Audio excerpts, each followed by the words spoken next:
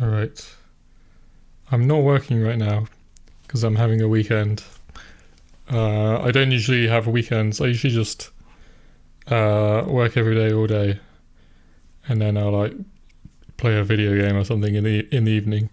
But I don't usually feel the need to have weekends, but occasionally I'll give myself a weekend if I get particularly stressed working on Blockhead. And so I'm not working right now, even though it looks like I'm, even though I'm looking at Visual Studio.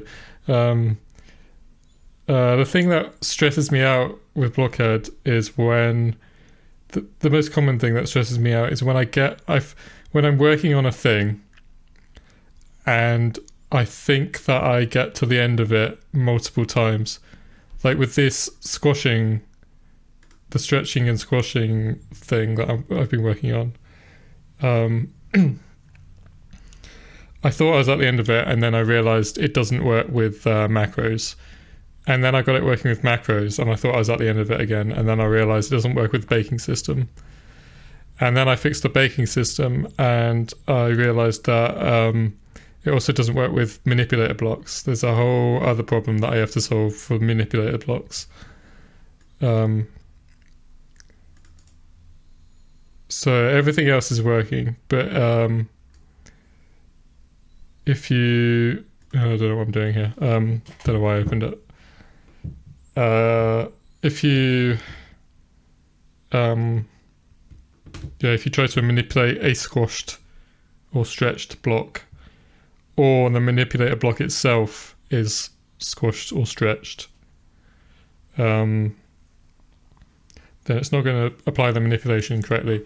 And also it gets quite complicated because you could have a squashed or stretched macro with a squashed or stretched block in it, which you're trying to manipulate with a manipulator which might be in the same macro, or it might be at a deeper level of the macro, and the nested macro itself might be squashed or stretched, and the manipulator block might be squashed or stretched, or the manipulator might be at the level above the macro containing the block that you want to manipulate.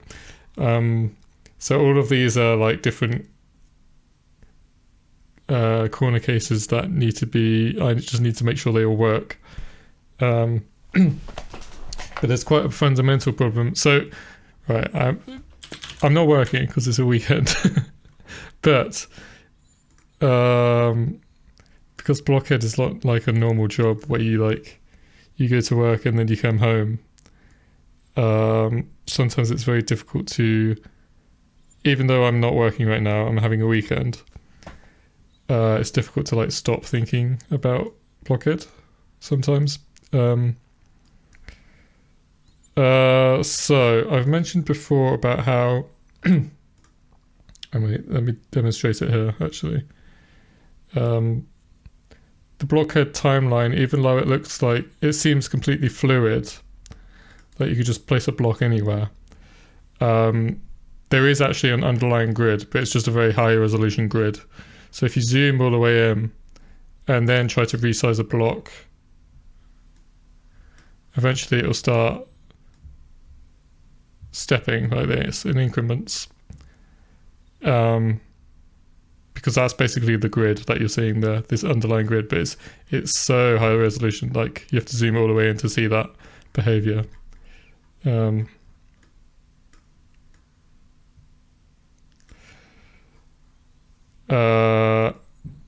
So somebody on a previous video commented and said, what's the name of this actual unit? I didn't have an answer because it's just I don't know, what is it? But the guy's name was Chroma Z, so I said we can call them Chroma Z units. So a block like this, for example, if you drag in something like a kick drum or a snare or something like that, this is probably about 10,000 Chroma Zs.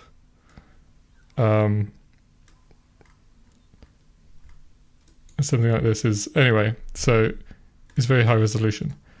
So, but for illustrative purposes, imagine that you have a block that is like Let me try and do this.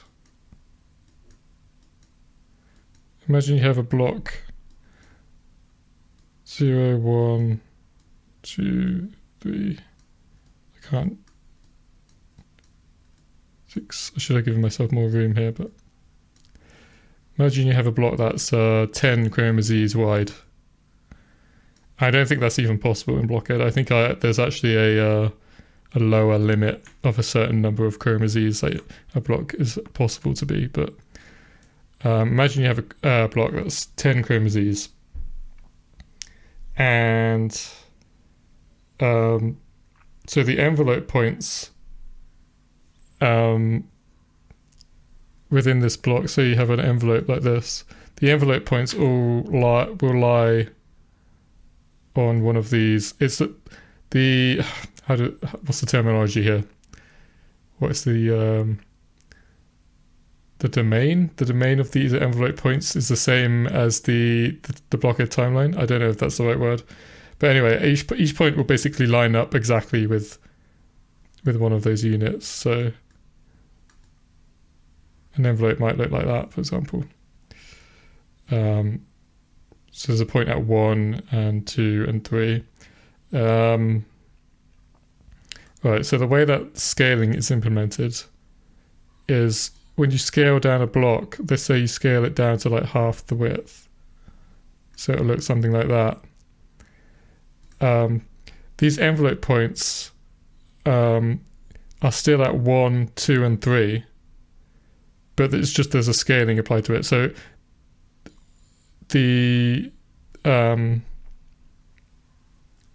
I've scaled down 10 chromazes into a smaller space, basically within the block, and the timeline within the block it no longer matches the timeline at the top of the workspace.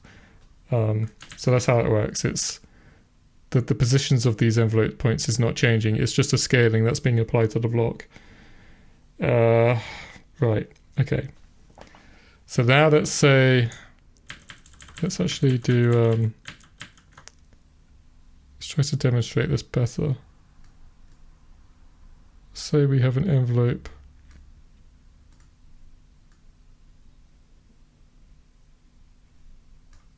that looks something like this.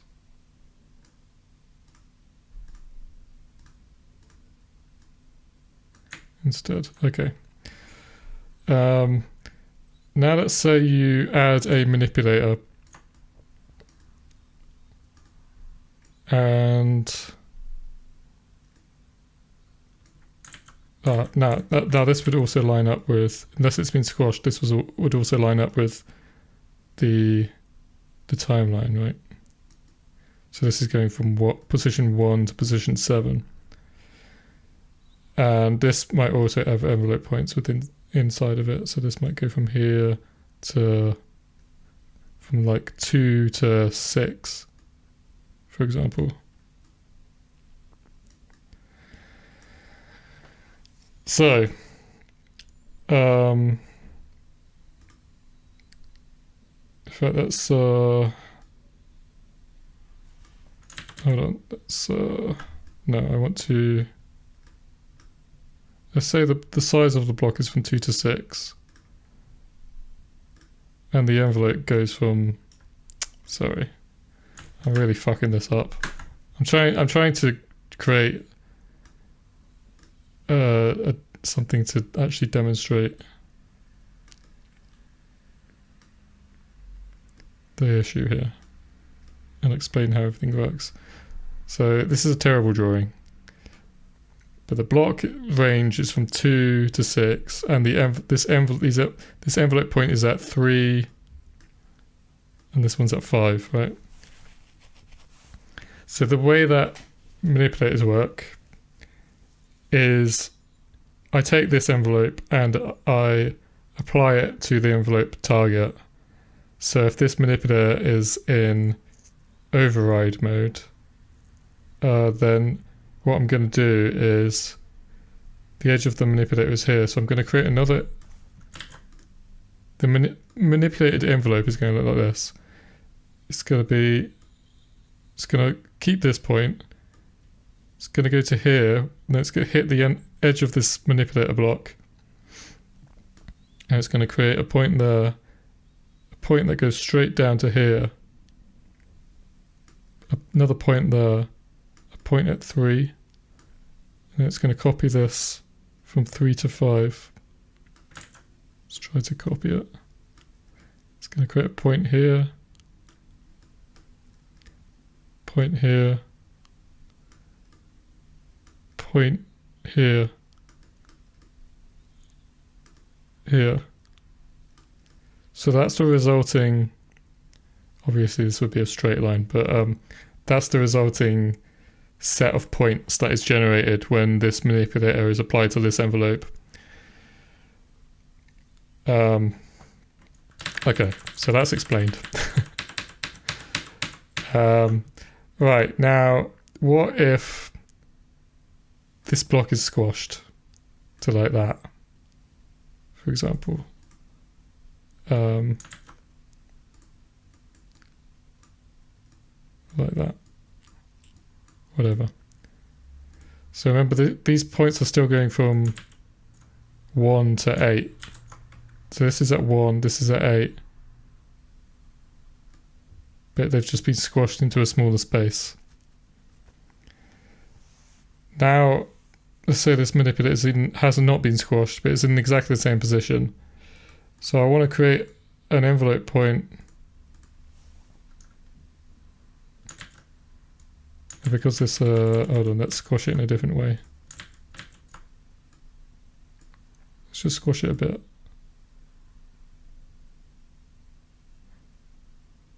Oh no, that was fine the way I did it, actually. Anyway, this is an envelope point which is at 3, basically, in the context of the unsquashed manipulator is at 3. So you want to create an envelope point here. But within the block, this is not 3 anymore. This is some other number. It's probably about, I don't know, 6 point something. It'll be some. It won't be an exact number anyway. It'll be something like 6.534, whatever. And this is where I need to create an envelope point when I'm generating the manipulated envelope. But envelope points currently cannot be at fractional values. They can only be at whole numbers. That was the beauty of implementing the squashing in the way that I did, is that I don't need to shift these envelope points around to fractional values, which could potentially, it would potentially be a lossy transformation. Because if you squash a block down and shift all the envelope points to these fractional values and then scale them back up, then it wouldn't necessarily end up in the same place. But that would not be possible anyway, because the data formats that I'm using to represent these envelopes, the positions can't be fractional, they can only be whole numbers. So when it comes to making manipulators work with the stretching and squashing thing that I've done, I think the only sane thing that I can do is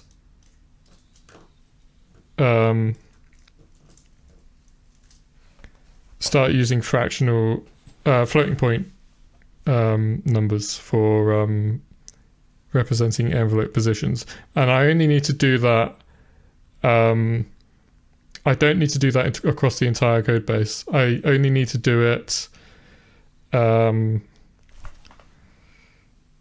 so I have I have a UI thread where the user can manipulate envelopes and do all the stuff that what they want to do. And within the UI systems, I can continue using whole numbers for these envelope points because that has nothing to do with where the problems lie here. Then I have the audio thread over here. The UI and the audio threads do not interact with each other directly. I have this processing thread in here.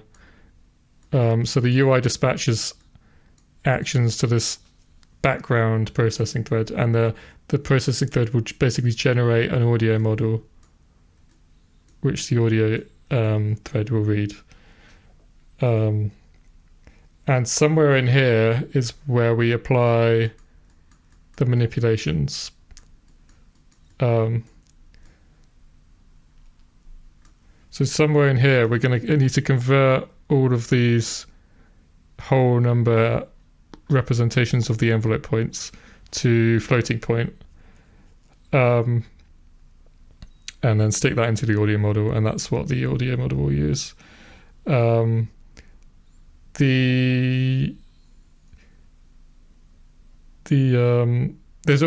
already like a transformation from one envelope format to another, so this is nothing new. And the format of the envelope points that we're converting into is defined by the Blink API, which is the file that I had open here. And this is right here is the relevant struct. So this will probably be a double, and I'll make this a double as well. So this will be this is the position of each envelope point, and this is the value. So I'm just going to start using doubles for everything here.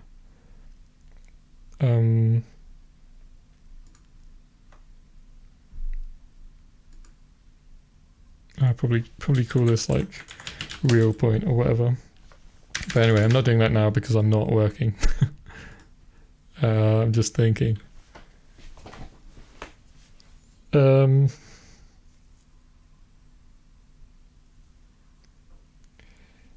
Yeah, so once I make that change, that's not it. Like, there's still a bunch of figuring out I have to do once I've made this change to represent envelope points using just doubles. Yeah, I still need to do a bunch of work to like figure out how to apply these manipulators. And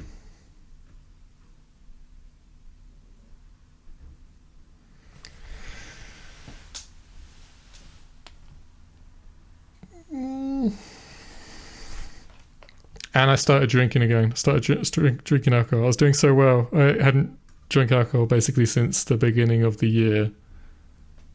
But stress is a bitch. I made the mistake of like walking past the beer aisle in the shops. It's quite funny, like having an addictive personality, but also being like self-aware enough to know, to like understand the psychology of it. Like walking past the beer I was just going shopping, just picking up some stuff, walked past some beer, and in my head I was like, you haven't drunk alcohol all year. It's so easy to just not pick up the beer.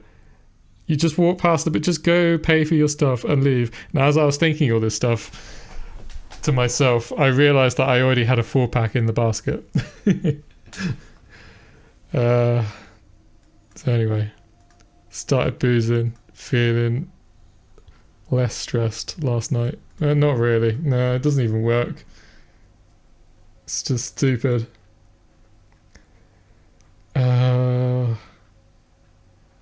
Yeah, but I'm not working right now. Oh, this is all the stuff I did last night when I was trying to figure things out. No, this is stressing me out again looking at it. I need to complete this weekend and then I can go back to work.